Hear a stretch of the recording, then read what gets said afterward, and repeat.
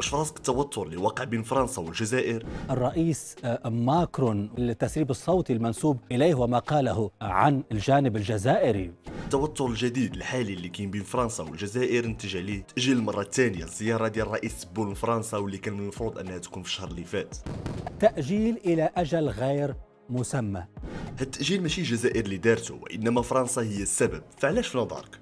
كشف عن التأجيل من صحافة فرنسية يعني بأن التأجيل قرار فرنسي.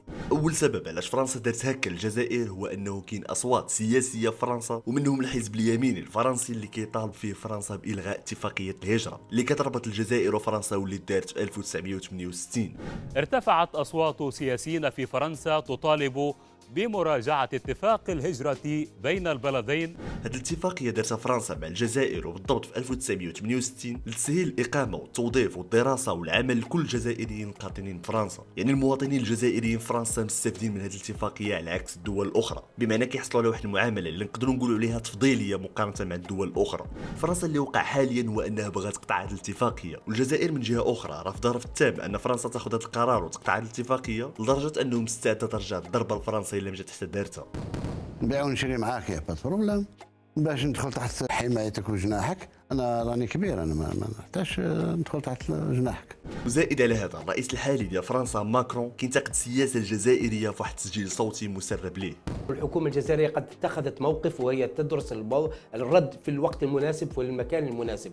وضروري كما كنعرفوا جميع ان مادام الجزائر عايشه هذا التوتر الحالي بينها وبين فرنسا الا وخصها تدخل المغرب في شي حاجه. كان فيه اجتماع بين المخابرات الفرنسية والمخابرات الإسرائيلية والمغربية لزعزعة أمن واستقرار الجزائر. من هذا الشيء كامل كيفاش فرنسا دايره هذا الأذى كامل للجزائر ومتعدية عليها وفي نفس الوقت هي اللي أجلت الزيارة ديال تبون لفرنسا؟ يعني تخيل معايا هي اللي كتحكم في الزيارة ديال الرئيس الجزائري تبون لفرنسا. بصح حتى لهاد الدرجة فرنسا متحكمة في الجزائر؟ باش نكونوا عادلين شنو كتقول الجزائر في هادشي اللي واقع عليها حاليا دابا مع فرنسا؟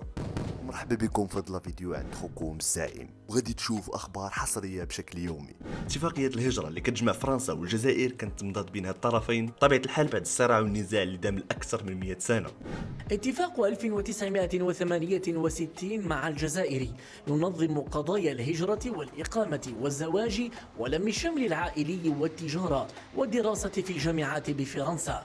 وهذه الاتفاقيه دارتها فرنسا للجزائر كتعويض ليها على داكشي اللي فات اللي عطات فرنسا فيها الجزائريين واحد الافضليه كبيره وبزاف ديال المزايا، منهم تسهيلات على مستوى الاقامه والدراسه والتوظيف وزيد. إدوار فيليب كما كنا نسمع منذ لحظات يقول إن الحفاظ على مثل هذه الترتيبات اليوم مع بلد نقيم معه علاقات معقدة لم يعد مبررا. علاش في نظرك هاد الاحزاب الفرنسيه حتى لدابا عاد كيديروا بحال هكا؟ بكل بساطه حيت الجزائر حاليا ولات عدوانيه معاهم وما بقاتش معاهم كيف ما كانت من قبل، يعني ولات كتعامل مع فرنسا بمنطق عطيني نعطيك، وهذا الشيء ما عجبش فرنسا اللي كانت مولفه دائما ان الجزائر تسمع لها الهضره. نتعامل معاك ما كاش مشكل، ما تعرقل لي مشاكل مصالحي، ما نعرقل لك مصالحك، متفقين. ولكن باش تفرض عليا حاجه ما تفرضش، ولا واحد قادر يفرضها ما عدا الله عز وجل. الآن الجزائر تطالب أن تعامل بالند مع فرنسا، وهذا ما يغضب اليمين حاليا لأنه اليمين الفرنسي يريد أن تبقى الجزائر على ما هي. والجزائر اللي فيها هو أن الطريقة باش كترد على مثل هذه الأفعال اللي كدير لها فرنسا والأذى اللي كتحاول تلحقوا بها، فاللي كنلاحظوا هو أنه دائما كيكون واحد العشوائية.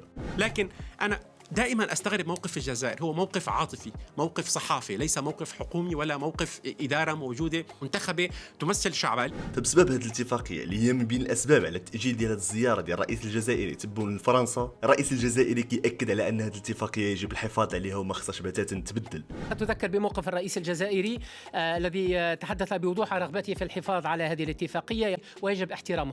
وغير باش نكونوا واضحين، هذه الاتفاقية إلا مشات تلغات غادي يوقعوا بزاف ديال المشاكل بين فرنسا والجزائر انا شخصيا وكملاحظه كيبان لي بانه عوض ما تهضر غير هكاك يكون حسن انها تشد فرنسا من اليد اللي كتوجعها وديك الساعات غتنزل للارض.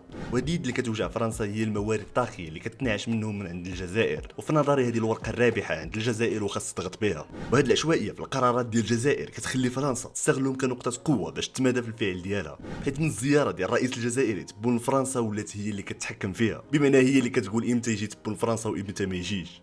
كتاكيد لهذه الهضره فرنسا اللي اكدات هي ان تبون ما غيجيش الى اجل غير مسمى.